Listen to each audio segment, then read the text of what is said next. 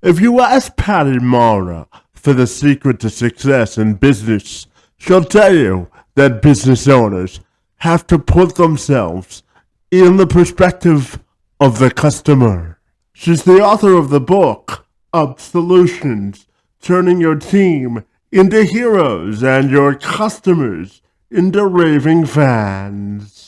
She's the owner of Maranet Incorporated and the creator of the Profit Generator program and the Breaking Through Barriers program as well. She's worked with hundreds of entrepreneurial operated businesses to reposition them for success and dramatically increase their profits. She joined me this week to have a discussion about how you put the customer at the center of your business operation to increase your profits, your business acumen, and the smile across your face as a business owner. I'm Kevin McShann. Let's have this conversation.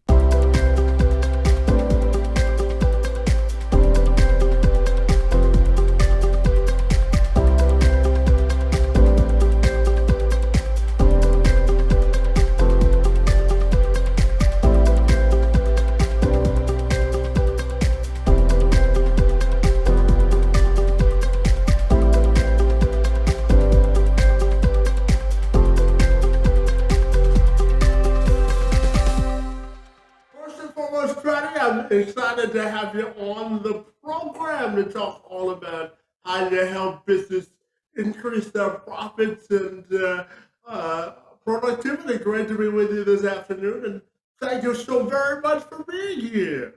A pleasure to be here, Kevin. Thanks for having me on your podcast.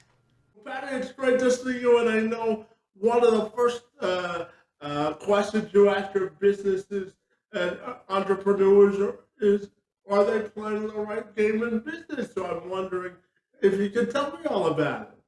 Sure. So I typically work with small and mid-sized locally owned businesses, right? So I like to call it there was a great book, Small Giants by Bo Birmingham.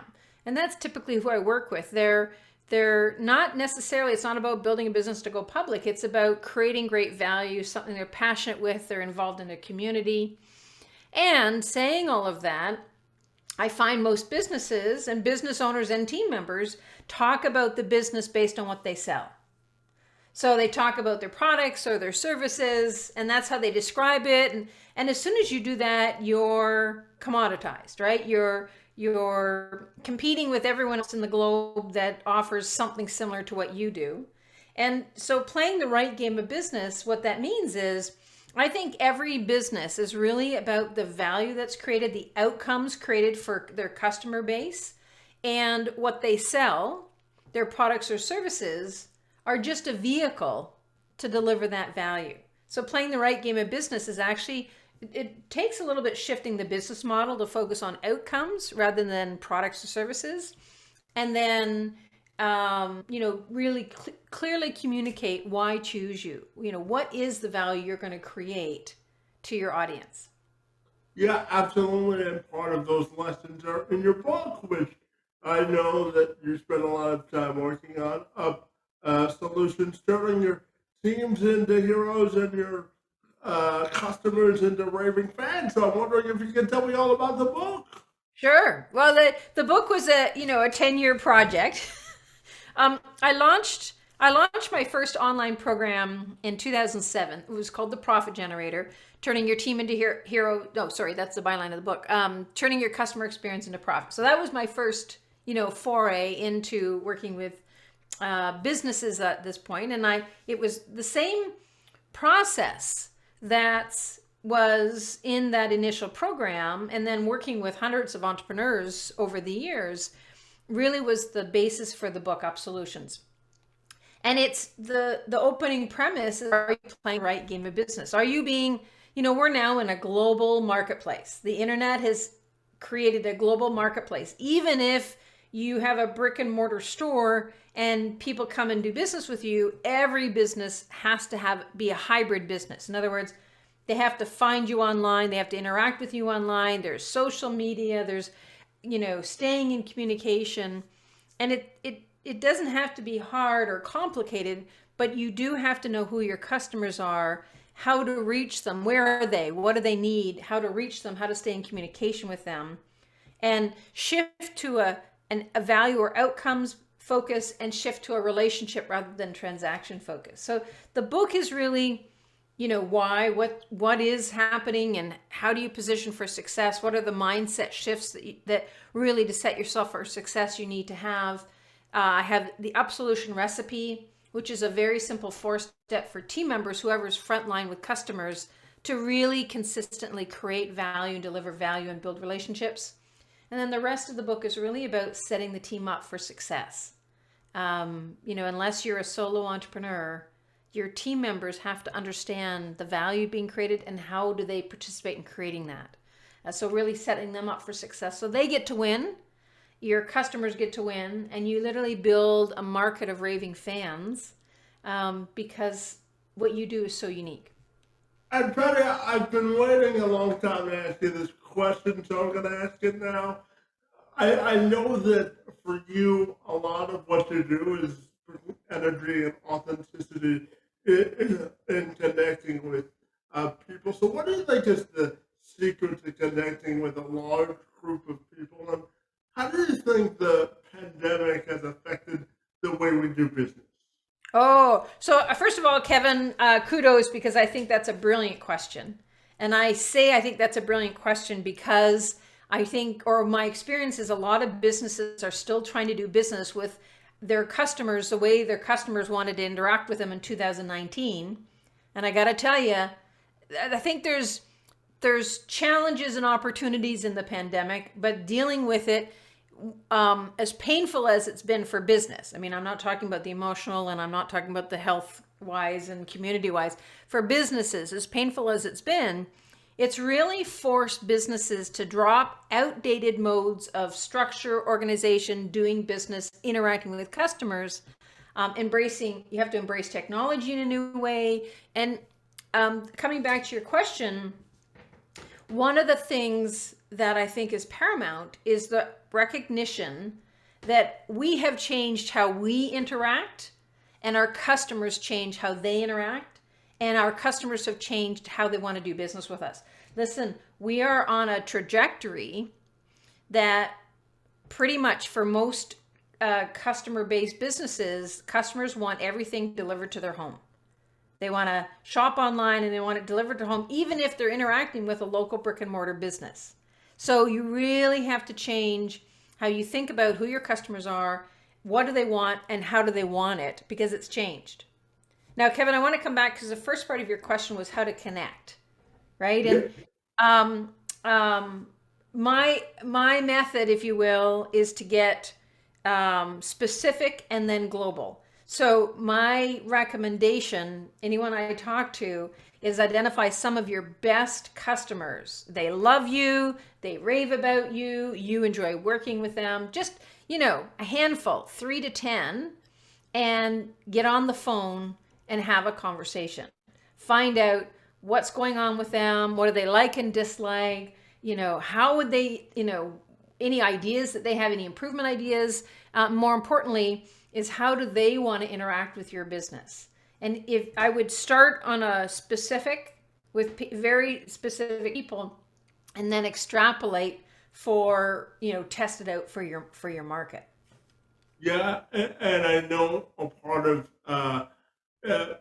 creating a profit generator, you enable people to unlock their profit centers. So I'm wondering if you can expand for me just a little bit on the profit generator and the value that it provides to entrepreneurs as a program. Absolutely. I will say that the Profit Generator was my first launch, and that's evolved now as life has evolved to the Business Accelerator Blueprint. And it's the same basic premise, it's just kind of current. But I love the term Profit Generator. First of all, I think one of the main profit drivers in any business are your team. So if you have a business, again, this is not solo entrepreneurs. Solo entrepreneurs, it's on your shoulders. But if you have team members that are interacting with your customers, then what they do matter. Whether or not they're set up for success matters. So if your team is engaged, if they're set up to win, if they feel like they're connected, they know what they're doing is what results it's producing, that they're contributing, they feel purposeful. If your team is set up to win, that's going to be a difference of customer engagement, relationship development, providing solutions, not transactions. So it makes a big difference in revenue per customer, repeat customer, lifetime value of a customer,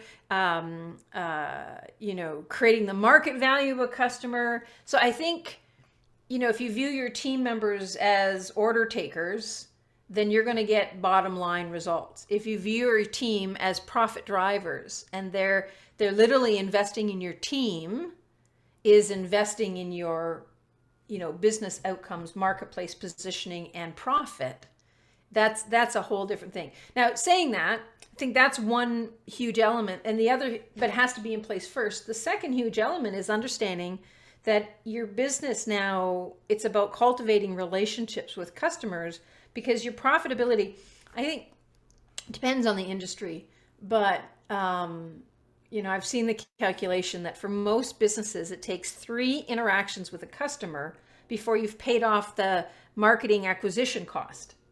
So if you're out there just doing one-off business transactions, if you're not recognizing how you build relationship and repeat value and continue solving your customers' needs and bring them back in, if you're not building it as a relationship, that's another profit driver. Because it's costs so much to acquire a new customer, how do you keep them and increase your lifetime value? Absolutely. And Patty, I know for you also say for businesses to be successful, they have to put themselves in the mindset of the customer to be successful. So I'm wondering if you're going to expand on that for me. Sure. It's an interesting thing. I think we talk a lot about customer service. Actually, when I started, you didn't even have the term customer experience. It was all customer service. But I like to say that customer service is what we do out to the customer. Customer experience is paying attention to our customer's receipt. It's almost the other way. So we have to literally put ourselves in the mind of our customer and take a look at what experience are we creating at each component, each step of the way. And that, when you do that, now you start paying attention to how are you delivering things, not just what you're delivering. I think, Kevin, did that answer your question? Yeah, absolutely. And Patty, for me, I know that you've done a little bit of research on me, but just to share my personal story, I was born with what's called spastic quadriplegia cerebral palsy, and I've sort of dedicated my adult life to promoting employment equality and equity for folks with disabilities. I used to serve as the job developer at the YMCA here in Windsor. And one of the things that I always like to talk to business people about is promoting diversity, equity, and inclusion. And for you, you've created the Breakthrough Barriers program, which sort of helps employers break down bottlenecks. So my question is to explain that program and then to provide your thoughts on diversity, equity, and inclusion when it comes to incorporating individuals with disabilities into the workforce. Yeah, very good. Okay, that's a multi-layered question. Let's start with Breaking Through Barriers. So Breaking Through Barriers was a program I created literally on demand. It was a request. And it was somebody I knew, an entrepreneur, a very successful entrepreneur, who was in a Detroit chapter of Entrepreneurs Organization, EO. So every year his forum group does a retreat, and he had asked me to create a program for the members of his forum group for their retreat, and specifically to identify where they were holding themselves back. And I only work with entrepreneurial owned and operated businesses. And I do that because entrepreneurs are on the court. So they're entrepreneurs. I mean, literally your business is a direct reflection of what you're putting out into the marketplace and with your team. You get the feedback all the time, whether you like it or don't, it's great feedback. So, if you want to grow your business, one component of growing your business is always to be growing yourself, looking at where you've got blocks, where you've got limitations, what are you not seeing. So entrepreneurs are always growing. I like to say they're on the court of life. So that was the Breaking Through Barriers program, was specifically to create exercises and the environment to identify self-limiting beliefs and habits, and then a bigger vision to step into. And it was a very successful program, and I ended up doing it for a number of different groups, but that was actually the start of that. Now, tag that in, because I think the really important question you asked is about, diversity hiring in the workplace. And I'd like to bring in a concept from Strategic Coach. Now, Strategic Coach is a wonderful organization I've been involved with since 1997. Dan Sullivan and Bab Smith are the entrepreneurs behind it. And one of the core concepts in Strategic Coach is unique ability. That every person has unique talents and abilities. And so it's really about finding the right fit. And I think there's so many different challenges going on in the world right now. And one of the things I think that's been really beautifully unraveling or opening up is an awareness of the importance of diversity in a business, in a community, all of that. Because first of all, the marketplace is diverse. So there's a great term called creative destruction. Creative conflict. If you want really great ideas in a business, you want to create an environment of creative conflict, which means you want as much diversity as possible. Gender, age, community, background, you want as much diversity as possible, because that's going to give you the widest drawing of ideas and discussion from. So if you've got a big enough team and you don't have some kind of diversity in your team, and whether it's special talents, visible disabilities, and I don't like that word, different genders, different skin, different everything. You want to have that diversity, because you're probably missing out on reaching a part of the marketplace because you don't know how to include their thinking in what you're promoting or positioning. So anyways, a roundabout circle, Kevin, I think we're more aware of it today, and we're more aware if there's a lacking, that there's actually a cost. There's a business cost to not having diversity, and we're looking at unique ability. I mean, look at the talent that you bring. One of the things I notice with you, Kevin, is you get underneath and understand something uniquely well, and you ask great questions. So, you pull out almost like what's underneath an understanding and bring an awareness that I haven't seen in other people. So that's a talent, and where's that talent best fit? And I think that's the question we should be asking, rather than, what are, challenges. Yeah, well, first and foremost, I want to thank you for sharing that answer and for that generous compliment. It's most appreciated. And I also want to know, for you, how do you think we get more excited, more people excited about entering a career in business, with all of the time that we've now created as a result of the pandemic? It can be viewed as a happy accident, and it's no better time than now to start a business. Would you agree with that? I 100% agree with that, and the statistics support that. There have been more businesses created. A lot of the news I see is in the States. A lot of the updates I get in articles are U.S. newspapers or blogs, and so a lot of the data I see is the States, which I think are very comparable also in Canada. But the number of new businesses registered in the last couple of years has blown records. And I also say, it's a unique time to start a business because it used to be when you started a business, whether it was online or brick and mortar, you had tremendous startup costs. Even an online business, you had to get a server and website and team, and now you can outsource projects, you can get a virtual team, you can everything is in the cloud and you pay for what you use. So it's also the financial hurdle to get something up and off the ground is a lot less than what it used to be. It's literally now putting in the time to figure out what you want to do, who do you want to work with, how do you deliver it, and how do you reach them. That's kind of the work to be done to get something off the ground these days. And Patty, I'm also curious to ask you about your opinion on the term the Great Resignation. People are leaving their corporate jobs or jobs or a company in droves to be more independent and to start their own business. So I'm curious, what challenges and what tools do you think business owners have in their toolbox to keep their employees interested in still coming to work? Yeah, it's good. Well, I'm going to answer that in two parts, Kevin, because I think, I hear about the Great Resignation, but at the same time, what do they call it? The boomerang.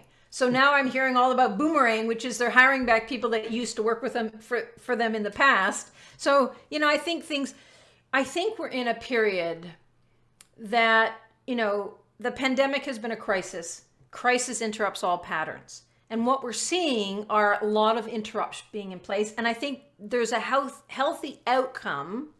I remember reading an article about Spotify, which is one of the big winners in the pandemic. Spotify helps brick and mortar businesses create an online store. So, there was an article that said the impact of the pandemic for them was to fast forward their business model by 10 years. And so I think, interrupting the existing infrastructure is a good thing. It's just not comfortable. I'm going to go back. Now, the second part of your question is, so how do you keep great team members? Well, I think you have to set them up to win. I think a lot of businesses don't treat their team like the gold mine they are. That literally that they're if you think of your team as a profit driver in your business, that if they're not set up to win, if you have right team members in place, they're not regular communication, so they feel like they're in the loop. They don't understand, a lot of times team members are guessing. They spend most of their time guessing what you want because you haven't set them up for success. So, they know how to win in their job. They know that they're hitting the measures of success because they've been set. They're getting feedback on how well they're doing and, the appreciation for what they're contributing. So if you don't have those basic elements in place, your team's not set up for success. And sure, maybe they'll work for you a period of time and then they'll leave and work somewhere else. And maybe they could have been a long-term, key contributor in your business. So I think this is for business owners to really start paying attention and be aware. It's a constant. You have to put as much attention in, have I set my team up for success? As you are, is my business positioned for success? Are we interacting and satisfying our customers? They're all important. Yeah, absolutely. And, Patty, for my money, I always think women are some of the more innovative and creative species that we have on the planet. And, for me, putting more women in a position of power in business is essential for the vibrancy of our economy. So tell me, in your view, how do we get more women in positions of leadership in business and starting their own companies as well? I think I'm not sure how to answer that. I think as soon as we shift to an entrepreneurial focus, there's different directions you can go. How do we have more women in corporate? Corporate Canada, corporate America, more CEO, C-level jobs. Okay, that's an interesting thing. And so, shifting what we're paying attention to. Are we relationship based?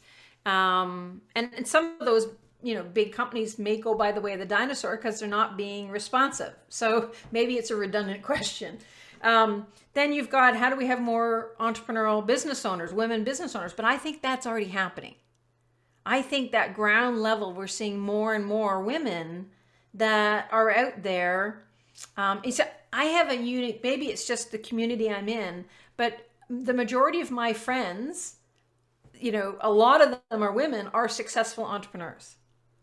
So I think we're already seeing that when you reduce barriers, you create a platform and you allow people to step up into it. So I'm not sure if I can answer the corporate so much. I'd love to see more women in politics, but at the same point in time, I have to tell you, as a woman, there's no way I would enter a political, well, I don't like the political game anyway, so I wouldn't do well at it. But, creating an environment that women would want to step up into politics that's a whole other,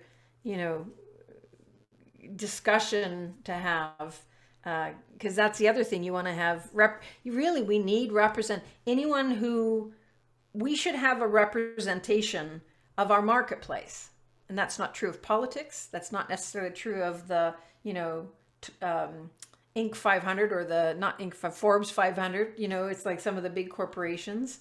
And I think we're moving in that direction. How to shift that? I'm not sure if I can answer that. Yeah. One question that I know that you can answer is this, because you brought it up in your last answer, and I know it's important to you, and the experience and success that you've had in business all starts with relationships. So tell me, how in your opinion, do we build effective and efficient relationships in business? I think the place to start is to actually pick up the phone or set up a meeting.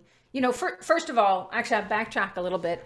I think it's important that you identify what your target audience is. What's your best fit customer base? And anyone who's been in business and you've generated sales and you've got customers, you can take a look at who are your best customers and then describe them. Describing them, you're actually creating the demographic you want to appeal to. There's a great Tony Robbins quote: you want to market narrowly and serve broadly.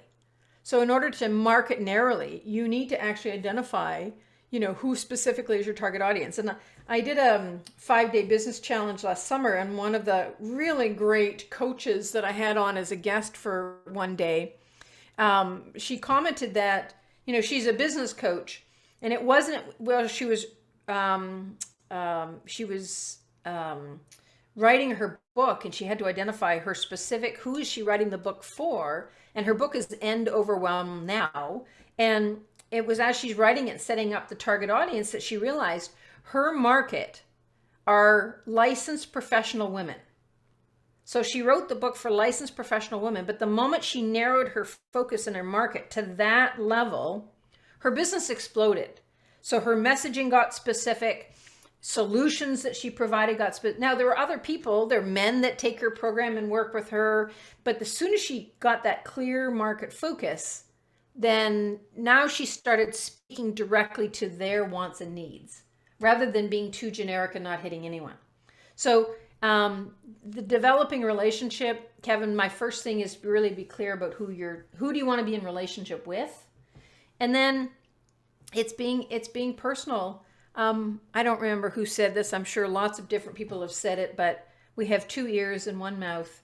So when you're connecting with a customer and you want to build a relationship, ask a question and let them answer, rather than telling them what you want to give them or what you want to do for them or what you think they need.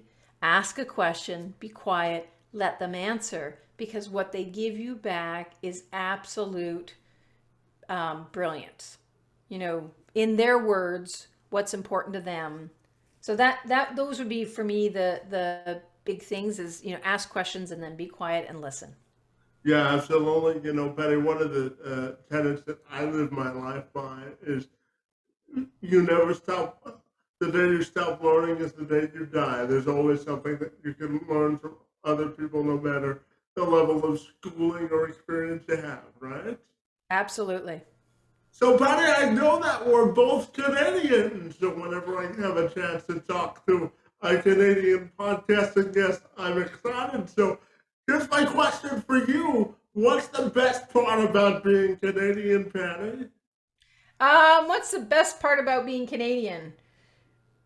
You know, that's an interesting question, Kevin. Uh, I born and raised in Canada. I've been to many places in the world. As a general rule, I find Canadians friendly, down to earth, engaging, helpful, approachable. Um, I've always felt like it's just this great country that we have freedom, but also social responsibility and paying attention to our neighbor. Um, it's been a disruptive couple of years, so maybe we're about to redesign what it means to be Canadian. uh, but I've always been happy to that this is the country that I come from and that I've grown up in. Yeah, absolutely. And my final question for you this afternoon, Patty, has to do with the personal fulfillment and legacy, and how you define personal fulfillment and happiness, and how you want your legacy to be defined. I I when I describe myself, I always start by saying I'm a passionate advocate for locally owned businesses.